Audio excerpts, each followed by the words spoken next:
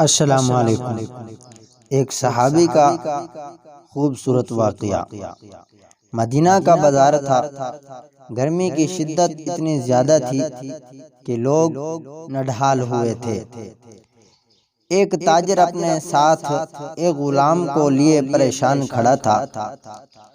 غلام جو ابھی بچہ ہی تھا، وہ بھی دھوپ میں کھڑا پسینہ پسینہ ہو رہا تھا۔ تاجر کا سارا مال اچھے داموں بک گیا تھا، بس یہ غلام ہی باقی تھا جسے خریدنے میں کوئی بھی دلچسپی نہیں دکھا رہا تھا۔ تاجر سوچ رہا تھا اس غلام کو خرید کر شاید اس نے گھاٹے کا سودا کیا ہے۔ اس نے تو سوچا کہ اچھا منافع ملے گا، لیکن یہاں تو اصل لاگت ملنا بھی دشوار ہو رہی ہے۔ اس نے سوچ لیا تھا کہ اب اگر یہ غلام پوری قیمت پر بھی بکا تو وہ اسے فوراً بیچ دے گا۔ مدینہ کی ایک لڑکی کی اس غلام پر نظر پڑی تو اس نے تاجر سے پوچھا، یہ غلام کتنے کا بیچو گے؟ تاجر نے کہا، میں نے اتنے میں لیا ہے اور اتنے کا ہی دے دوں گا۔ اس نے بچے پر ترس کھاتے ہوئے اسے خرید لیا۔ تاجر نے بھی خدا کا شکر ادا کیا اور واپسی کی راہ لی۔ مکہ سے ابو حذیفہ مدینہ آئے تو انہیں بھی اس لڑکی کا قصہ معلوم ہوا۔ لڑکی کی رحم دلی سے متاثر ہو کر انہوں نے اس کے لیے نکاح کا پیغام بھیجا، جو قبول کر لیا گیا۔ یوں واپسی پر وہ لڑکی، جس کا نام سبیتا بنت یعار تھا، ان کی بیوی بن کر ان کے ہمراہ تھی، اور وہ غلام بھی مالکن کے ساتھ مکہ پہنچ گیا۔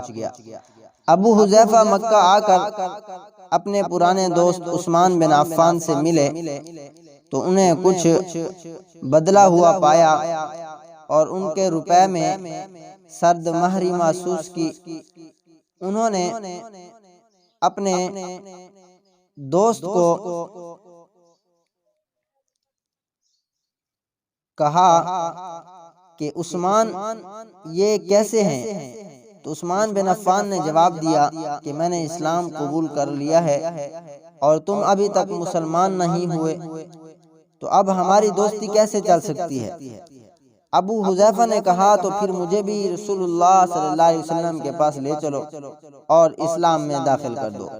جیسے تم نے قبول کیا ہے میں بھی قبول کرنا چاہتا ہوں۔ نبی کریم صلی اللہ علیہ وسلم کی خدمت میں پیش ہوئے، کلمہ پڑھ کر اسلام کے دائرے میں داخل ہو گئے۔ گھر آ کر انہوں نے اپنی بیوی کو اور غلام کو اپنے مسلمان ہونے کا بتایا تو انہوں نے بھی کلمہ پڑھ گیا۔ تو حضرت حذیفہ رضی اللہ عنہ نے اس غلام سے کہا، چونکہ تم بھی مسلمان ہو گئے ہو اس لیے میں اب تمہیں غلام نہیں رکھ سکتا، لہذا میری طرف سے اب تم آزاد ہو۔ غلام نے کہا، آقا میرا رب اس دنیا میں آپ دونوں کے سوا کوئی نہیں ہے، آپ نے مجھے آزاد کر دیا تو میں کہاں جاؤں گا؟ حضرت حذیفہ رضی اللہ عنہ نے اس غلام کو اپنا بیٹا بنا لیا اور اپنے پاس ہی رکھا۔ غلام نے قرآن پاک سیکھنا شروع کر دیا اور کچھ ہی دنوں میں بہت سارا قرآن پاک یاد کر لیا، اور جب قرآن پڑھتے تو بہت خوبصورت لہجے میں پڑھتے۔ ہجرت کے وقت نبی کریم صلی اللہ علیہ وسلم سے پہلے جن صحابہ نے مدینہ کی طرف ہجرت کی، ان میں حضرت عمر رضی اللہ عنہ کے ساتھ حضرت ابو حذیفہ رضی اللہ عنہ اور ان کا یہ بیٹا بنایا ہوا جو غلام تھا وہ بھی تھا۔ مدینہ پہنچ کر جب نماز کے لیے امام کی ضرورت پڑی تو اس بچے کو آگے کر دیا گیا، اور جب اس بچے کو آگے کیا تو سبحان اللہ اس نے نماز پڑھائی، اور نماز پڑھانے کے بعد جب خوبصورت تلاوت اور سب سے زیادہ قرآن حفظ کرنے کی وجہ سے انہیں امام چن لیا گیا تھا، تو ان کی امامت میں حضرت عمر رضی اللہ عنہ جیسے جلیل القدر صحابی بھی نماز ادا کرتے تھے۔